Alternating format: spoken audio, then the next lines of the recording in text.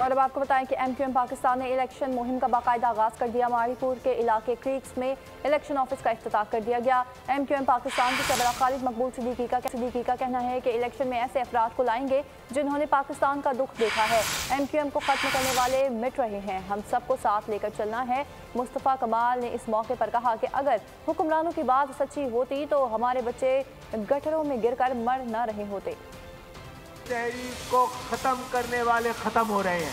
इस तहरीक का रास्ता रोकने वाले हाथ दम तोड़ रहे हैं। MQM चाहती है कि खुद हम आगे ना बढ़े, सबको साथ लेके चले। इलेक्शन में हम जीते या ना जीते, हम यहाँ जरूर आएंगे। उस खुशहाली और नए दौर को में इस खिलाड़ी को भी पूरा हक है कि कराची के साथ और बढ़ते हुए पाकिस्तान के साथ कदम ब कदम मिलाते आगे। अगर हुक्मरानों की 75-76 सालों की कही हुई बात अगर 5% बाद भी सच होती तो खुदा की कसम आज कराची जैसे शहर में हमारे मासूम छोटे छोटे बच्चे खुले हुए गटर में उसमें गिरकर मर नहीं रहे होते। आज हुक्मरानों के किए हुए वादे अगर 5% भी वो सच करके दिखाते तो आज कराची दुनिया के बेहतरीन तरक्की करने वाले शहरों में शामिल हो चुका होता।